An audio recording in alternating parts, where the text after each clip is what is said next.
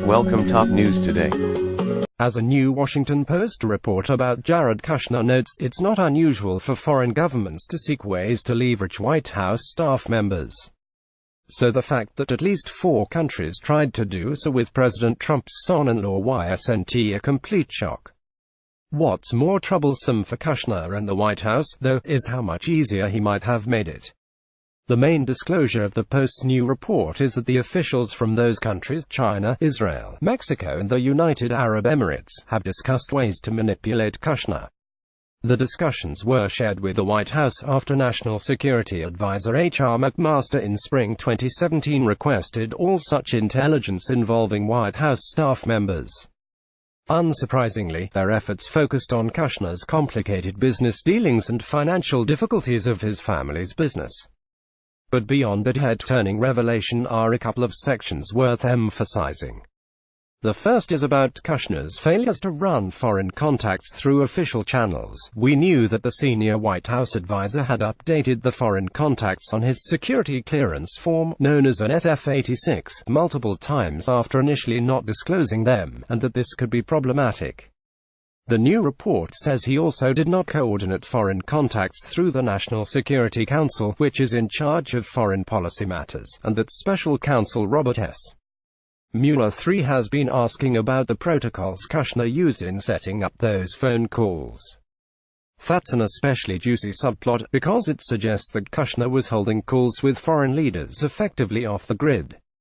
You may recall that the Russian ambassador to the United States once told his superiors in Moscow that Kushner had sought a secret communication channel with the Kremlin. But here's perhaps the most interesting paragraph in the whole story. Officials in the White House were concerned that Kushner was naive and being tricked in conversations with foreign officials, some of whom said they wanted to deal only with Kushner directly and not more experienced personnel, said one former White House official. Why on earth would foreign officials insist on working only through Kushner? Perhaps it was a totally non-controversial and understandable reason, such as that he was focused on the particular area of concern or that he had built relationships with them. It's also quite possible it was because he was the president's son-in-law in addition to his senior advisor, and they thought he had more power. A less innocent possibility is that it was because they thought he was someone they could leverage, either via his inexperience or his financial situation. Those finances have been a focus of the Mueller investigation, including a meeting during the transition period with a Kremlin-allied Russian banker. The Kushner family bought 666 Fifth Avenue in Manhattan in 2007 for $1.8 billion, and $1.2 billion in debt is due in less than a year. It has sought investors for a redevelopment plan but has not found any. What we know right now is that something has prevented Kushner from obtaining a permanent security clearance for more than a year, and on Tuesday we learned he and others with interim clearances would no longer be able to view top-secret materials.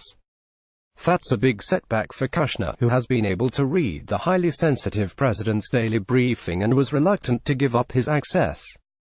The picture of precisely what was holding up that process is still murky. But with efforts like this lurking behind the scenes and Kushner not being especially forthcoming about his foreign contacts, it's not difficult to see why he couldn't get over the hump. Increasingly, the question would seem to be why he was even granted access this whole time if such consequential issues hadn't been resolved, and suspicions like McMaster's had been raised.